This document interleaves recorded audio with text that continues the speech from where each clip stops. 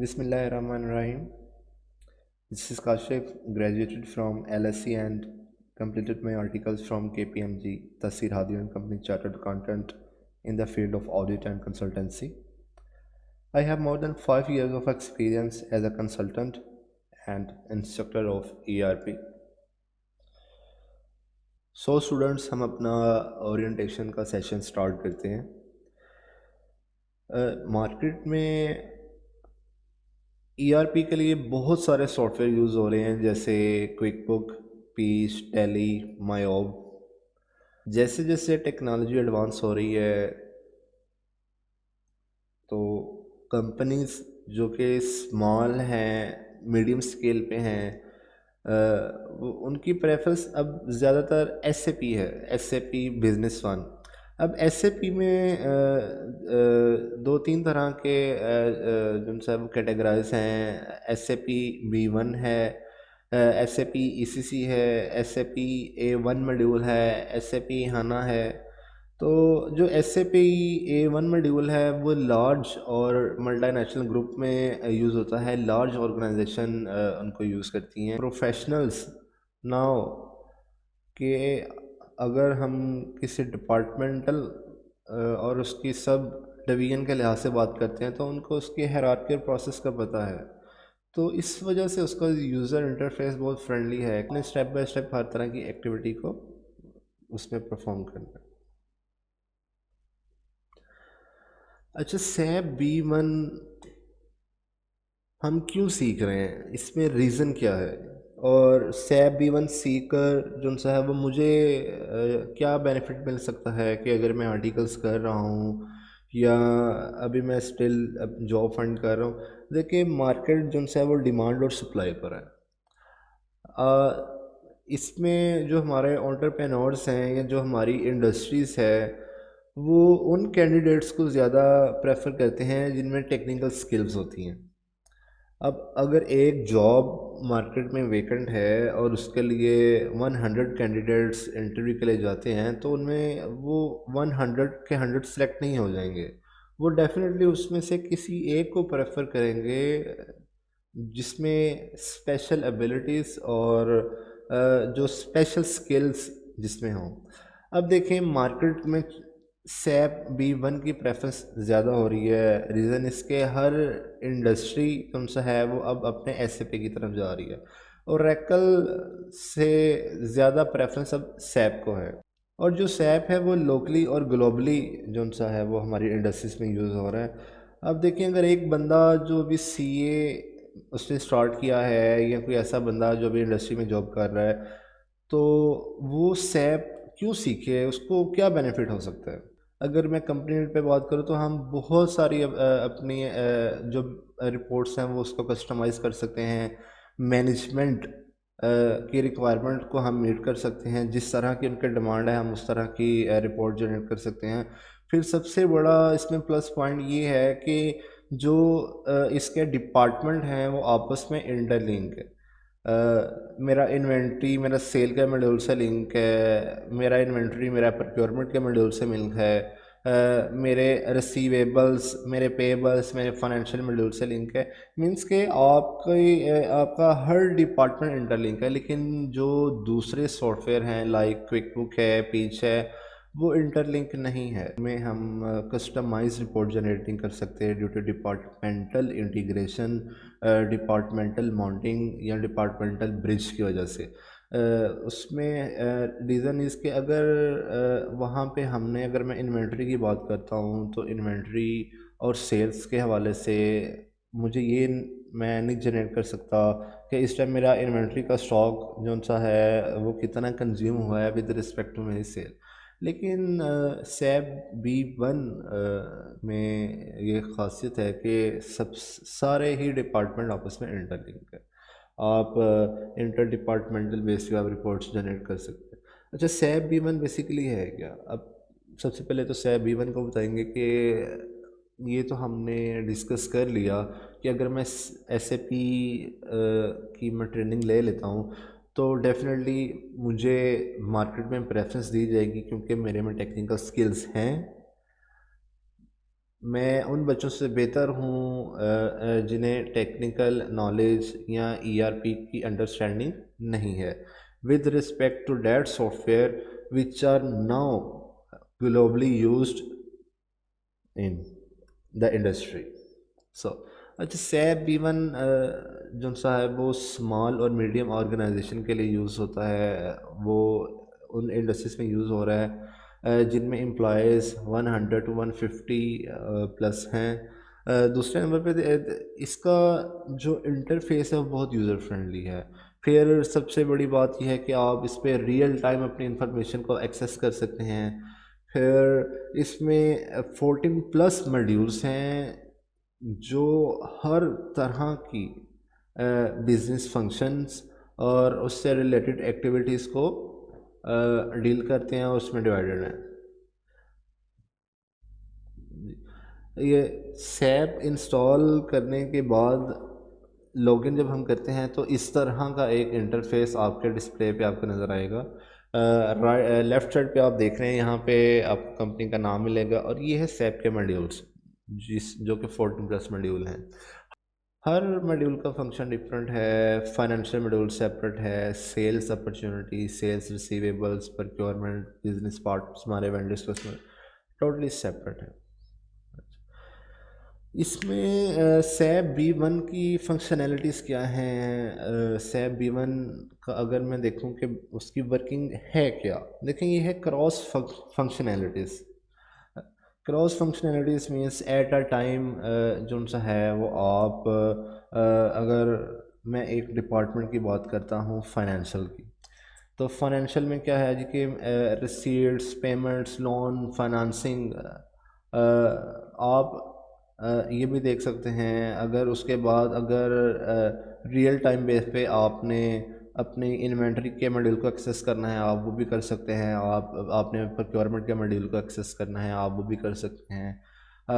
हर तरह से जो सा है वो आप डिफरेंट मॉड्यूल्स को एट अ टाइम एक्सेस करके अपनी डाटा को और मैनेजमेंट की रिक्वायरमेंट को आप मीट कर सकते हैं।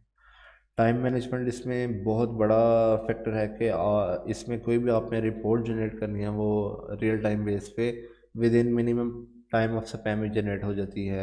एरर के चांसेस बहुत ज़्यादा कम हैं। आपने कोई भी एक्टिविटीज़ में परफॉर्म करनी हो एसएपी में, तो पोस्टिंग से पहले वो आपसे एक पॉपअप मैसेज पे पूछता है जी कि whether this entry will be posted और as save as a draft. लेकिन आप अगर दूसरे सॉफ्टवेयर्स जो मेरे फाइनेंशियल पर्पस के लिए यूज़ हो रहे हैं, क्विक बुक और पीच एट्सट्रा, तो उनमें ये फंक्शनैलिटीज़ नहीं होती। कॉस्ट इफ़ेक्टिव है। आप मैनेजमेंट की रिक्वायरमेंट के मुताबिक उनकी रिपोर्ट्स की डिमांड को मीट कर सकते हैं। भाई ये इम्पोर्टेंट क्यों है? बाकी सॉफ्टवेयर भी यूज़ हो रहे हैं, ओरेकल है। अगर कनाडा के पर्पज से हम बात करें तो वहाँ पे क्विक को जो सा वो काफ़ी इम्पोर्टेंस दी जा रही है। लेकिन जो एसएपी है, अब हमारी इंडस्ट्री इस तरफ मूव कर चुकी हुई है और अब ज़्यादा प्रेफरेंस ओरेकल की निस्बत सैप को दी जा रही है। तो सैप को प्रेफरेंस देने की रीज़न ये है कि एक तो यूज़र फ्रेंडली इंटरफेस होने की वजह से इसमें प्रोफेशनल्स को इसमें यूज़ करने में कोई इतनी डिफ़िकल्टी नहीं होती। हर मॉड्यूल आप, लेकिन इसमें देखें आपको स्टेप बाय स्टेप प्रोसेस का पता होना चाहिए कि अगर मैं सेल्स की बात कर रहा हूँ तो सेल का मेरा प्रोसेस कैसे स्टार्ट होता है। अगर मैं प्रोक्योरमेंट की बात कर रहा हूँ तो मुझे पता है मैंने कोटेशन के बाद मैंने उसका ऑर्डर प्लेस करना है। ऑर्डर प्लेस में फिर मेरे उसमें डिलीवरी टाइम का उसमें सेटलमेंट होती है। मेरी इनवाइसेस फाइनल होती हैं। उसके बाद मेरी गुड रसीट्स बनते हैं, इन्वेंट्री का डॉक्यूमेंट बनता है। सेल्स की अगर बात कर रहे हैं तो से परचेज कोटेशन से अगर सेल्स की बात करते हैं तो फिर सेल्स ऑर्डर, फिर आपने सेल्स ऑर्डर की बुकिंग के बाद आपने इन्वेंट्री में अपने मटेरियल को क्रॉस चेक करना है। लेकिन जब आप सेल ऑर्डर बुक करते हैं एसएपी में, तो वो रियल टाइम बेस पे आपको इन्वेंट्री डाटा बता देता है कि इस प्रोडक्ट की प्रोडक्शन में आपके पास इतना मटेरियल अवेलेबल है या डेफिशिएंसी में है। एम्प्लॉय की प्रोडक्टिविटी बहुत इंक्रीज़ हो जाती है, क्योंकि यहाँ पे ड्यूटीज़ की डेलीगेशन है। हर मॉड्यूल के लिए सेपरेट जो सा है वो एम्प्लॉय ने काम करना होता है। अगर फाइनेंशियल का है वो, तो वो सिर्फ फाइनेंशियल मॉड्यूल को डील करेगा, इन्वेंट्री वाला जस्ट इन्वेंट्री को डील करेगा। तो इससे एम्प्लॉयज़ की प्रोडक्टिविटी और कंपनी की प्रॉफिटेबिलिटी बहुत इंक्रीज़ हो जाती है। देखिए, सैप की एजुकेशन इसलिए भी ज़रूरी है क्योंकि आर्टिकल्स के बाद अक्सर मेजॉरिटी 1 साल 2 साल और समटाइम्स ऐसे स्टूडेंट्स भी मुझे मिले हैं जो 3-3 साल तक उनको जॉब नहीं मिलती। लेकिन क्या है कि टेक्निकल स्किल्स ना होने की वजह से कंपनीज और इंडस्ट्री आपको प्रेफर नहीं करती। हाँ, उसकी दो रीज़न्स हैं कि अगर तो स्टूडेंट ने ऑडिट फर्म्स में ही ख़ुद को रिटेन करना है तो उनकी जो है वो अपॉर्चुनिटी और उनका करियर गोल एक सेपरेट हो जाता है। लेकिन मेजॉरिटी स्टूडेंट्स का ये होता है जी कि उन्होंने इंडस्ट्री में मूव करना है। अच्छा, आर्टिकल्स कंप्लीशन के बाद कुछ स्टूडेंट्स तो ऑडिट फर्म में रिटेन हो जाते हैं, लेकिन मेजॉरिटी की ये प्रेफरेंस होती है कि उन्होंने इंडस्ट्री में स्विच करना है।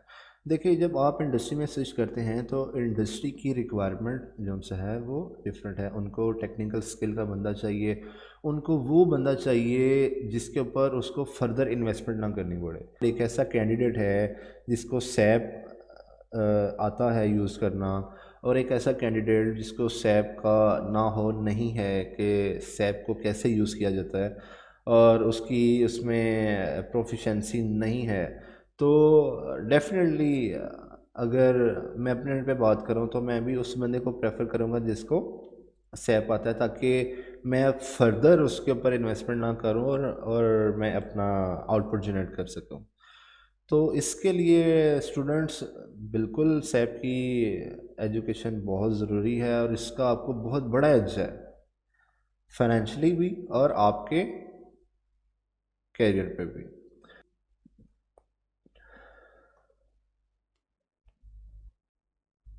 सैप में डिफरेंट मॉड्यूल्स यूज़ होते हैं, जो मैंने आपको एक डिस्प्ले दिखाया था सैप का स्क्रीनशॉट, जिससे मेरा फाइनेंशियल मॉड्यूल है, मैन्युफैक्चरिंग मॉड्यूल है, sales, purchase, customer relationship, business partners. हम इस इन सारों मॉड्यूल्स पे हम जो सा है वो अपने कोर्स लेक्चर में डिस्कस करेंगे वन बाय वन, और बड़ा कम्प्रीहेंसिव हम डिस्कशन करेंगे। बहुत इजी है, बहुत सिंपल है, बहुत यूज़र फ्रेंडली है। अच्छा, अब ये तो हमने डिस्कस कर लिया कि भाई सैप के डिफरेंट मॉड्यूल्स हैं, उससे मेरे कैरियर के ऊपर क्या इफ़ेक्ट पड़ सकता है, मेरा कैरियर गोल क्या होगा सैप सीखने की वजह से। फिर इंडस्ट्री और इंडस्ट्री का रिलेशनशिप क्या है, ऑडिट पर्सपेक्टिव से हमने डिस्कस कर लिया। अब अगर मैं एसएपी की ट्रेनिंग ले लेता हूँ तो मुझे पर्सनली क्या बेनिफिट है। देखें, कोई भी ट्रेनिंग जो है वो यूज़लेस नहीं जाती। ठीक है, अगर आप सैप सीखते हैं तो डेफिनेटली अगर आपने जॉब करनी है तो आपको वहाँ पे भी एक एज मिल सकता है। हाँ, लेकिन अगर आप जॉब की तरफ नहीं जाते तो एज आ इंस्ट्रक्टर जो है वो आप काम स्टार्ट कर सकते हैं। अगर मैं इंडस्ट्री की ही बात करता हूँ तो आप क्वालिटी मैनेजमेंट डिपार्टमेंट में आपकी बड़ी अच्छी पोजीशन बन सकती है। जी, मैं अगर इंडस्ट्री की बात करूँ तो एसएपी एजुकेशन के बाद आपका कैरियर गोल और उसके कैरियर की ग्रूमिंग बहुत बढ़ जाती है, क्योंकि टेक्निकल स्किल्स होने की वजह से इंडस्ट्री उन कैंडिडेट्स को प्रेफर करती है जिनके पास एसएपी का एक्सपीरियंस और नॉलेज है। तो क्वालिटी मैनेजमेंट डिपार्टमेंट में आप as a function consultant, application consultant, advisory consultant, manager software की पोजीशन आपको मिल सकती है। अगर मैं मटेरियल मैनेजमेंट की बात करूं तो MML dual can increase your chances of becoming project manager, procurement specialist, SAP trainer, team leader. तो अगर देखें, हम बात करते हैं अपने नेटवेयर मॉड्यूल की, या हम अपने डाटा मैनेजमेंट की बात करते हैं, you will be fit for the job profiles like software developer, EP consultant, application developer, team leader and so on. Payroll module की मैं अगर बात करूँ तो definitely qualifying payroll module enhances your chances of becoming HR executives, SAP consultant, payroll executive. In customer relationship management, the attainable designation after SAP CRM certification are project manager SAP, system engineer, software engineer, SAP trainer. With reference of sales team, definitely SAP CRM function consultant. With respect to sales team, SAP functional consultant, team leader, project manager SAP, software engineer and so on. The means कि यहाँ पे बहुत सारी ऐसी positions हैं कि SAP की training के बाद आप किसी न किसी सोर्स से खुद को भी ग्रूम कर सकते हैं और आपके फाइनेंशियल कैरियर के ऊपर भी एक अच्छा इम्पेक्ट पड़ेगा। हमारी कोर्स आउटलाइन जो हम अपने इस कोर्स सेशन में डिस्कस करेंगे वो होगा सबसे पहले सिस्टम की कॉन्फ़िगरेशन। कॉन्फ़िगरेशन पे एक तो ये आता है जी कि एसएपी जो सा वो इजीली अवेलेबल नहीं है चूँकि ये पेड वर्जन मिलता है, तो अगर हम अपना कोर्स स्टार्ट करते हैं तो स्टूडेंट्स आपको प्रैक्टिस के लिए भी एसएपी की एक्सेस होनी चाहिए। तो ये हम कॉन्फ़िगरेशन इस पर कर रहे हैं और with in 1 to 2 days configuration होने के बाद आपको एक एजुकेशनल और ट्रेनिंग वर्जन आपको प्रोवाइड कर दिया जाएगा फॉर 1 मंथ ट्रायल पीरियड। लेकिन वो फुली एक्टिवेटेड होगा तो आप उसके ऊपर अपनी प्रैक्टिस इजीली कर सकेंगे।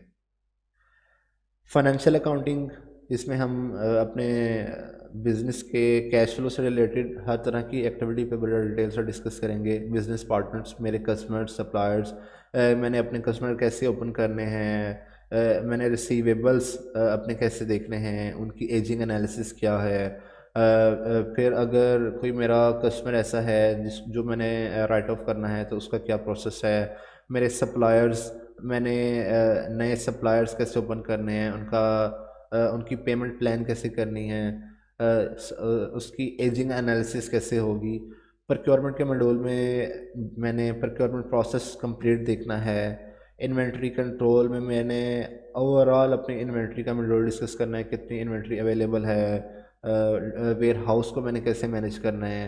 फिर फिक्स एसेट्स का हम उस पर प्रॉपर डिस्कस करेंगे। बैंकिंग सिस्टम के हवाले से मैं बात करूँगा, इसमें मेरी incoming payments, outgoing payments, financing, loans, overall इसमें हम अपने कोर्स में डिस्कस करेंगे। जी। तो सबसे एंड पे ये है कि मैनेजमेंट की रिक्वायरमेंट आती हैं कि उनकी कस्टमाइज्ड रिक्वायरमेंट होती हैं। हम जनरल रिपोर्ट्स तो जनरेट कर सकते हैं, लेकिन सैप में सबसे बड़ा चीज़ है कि आप हर तरह के डिपार्टमेंट से कस्टमाइज रिपोर्ट आप जनरेट कर सकते हैं। मेरा कोर्स ऑब्जेक्टिव क्या है? मैं सैप की ट्रेनिंग लेता हूँ और सैप की ट्रेनिंग लेने के बाद मुझे क्या पता है कि मेरी ये अंडरस्टैंडिंग है कि मेरे हर मॉड्यूल पे मेरी एफिशिएंसी और एक्यूरेसी प्रॉपर हो जाएगी। चूँकि मैंने रियल टाइम प्रैक्टिस के बाद जो सा है उसमें मार्केट पे मैंने जॉब के लिए जाना है, तो मेरी अंडरस्टैंडिंग दूसरे कैंडिडेट्स जिनको ईआरपी का नॉलेज नहीं है उनसे बहुत बेहतर है, और तो मेरी मार्केट में एक अच्छी पोजीशन बन सकती है। Equip students to participate in future SAP ERP projects easily। कोई भी ERP का प्रोजेक्ट हो तो as a being friendly user interface students can adopt it easily. तो इंशाल्लाह ताला कॉन्फ़िगरेशन करके आपको सॉफ्टवेयर लिंक प्रोवाइड कर दिया जाएगा। Thank you. अल्लाह हाफ़िज़।